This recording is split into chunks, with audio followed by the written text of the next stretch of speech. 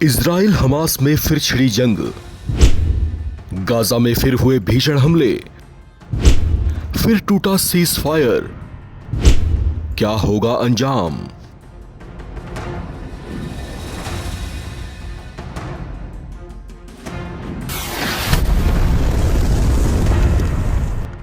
Israel एक बार फिर से गाजा में कहर बनकर टूटा है।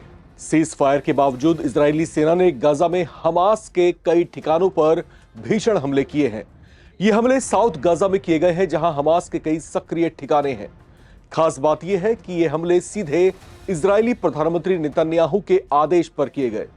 नेतन्याहू के ऑफिशियल पेज पर इससे जुड़ा एक संदेश भी प्रसारित किया गया, जिसमें साफ साफ लिखा था, following security consultation, prime minister Netanyahu has directed the military to immediately carry out forceful strike in the Gaza Strip। यानी यह प्रधानमंत्री का आदेश है कि मिलिट्री फौरन गाजा में शक्तिशाली हमले करे। आमतौर पर इजरायली सुरक्षा फोर्स हमास के साथ संघर्ष में किसी हमले पर काउंटर अटैक्स करती है, लेकिन इस बार खुद प्रधानमंत्री नेतन्याहू की ओर से जारी आदेश को गंभीरता से देखा जा रहा है। नेतन्याहू की ओर से आदेश जारी होते ही आईडीएफ ने दक्षिणी गाजा में भीषण हमले कर हमास के लड़ाकों को चौंका दिया।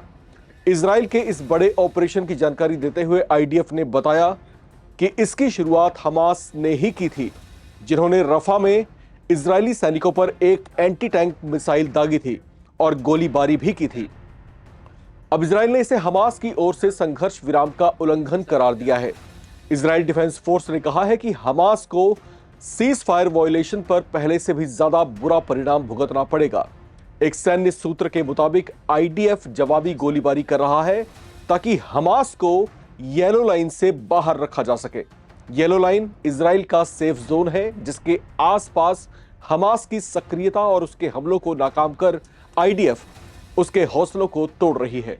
आपको बता दें कि यह गतिरोध तब देखने को मिल रहा है जब दोनों ओर से बंधकों की रिहाई की जा रही है। हालांकि हमास अभी भी बहुत से मृत बंधकों के अवशेष नहीं लौटा सका है, जिससे इजराइल की नाराजगी बढ़ती जा रही है, क्योंकि इजराइल डिफेंस फोर्स ने अपने नागरिकों से वादा किया था कि वो अपने हर एक बंधक नागरिक को लाकर रहेंगे, चाहे वो जीवित हो या फिर मृत हो। इजरायली सुरक्षा अधिकारियों ने बताया कि अगर हमास बंधकों के अवशेष वापस नहीं लौटा पाता है तो इजराइल 5 विकल्पों पर एक्शन तेज करेगा। क्या है ये 5 विकल्प? पहला विकल्प है जिनमें ऑपरेशन कंट्रोल बढ़ाना शामिल है, लक्षित हमले करना, बंधकों के अवशेष वापस लाने के अभियान को तेज करना, राजनयिक दबाव को बढ़ाना और मौजूदा समझौतों को समाप्त करना इसमें शामिल है।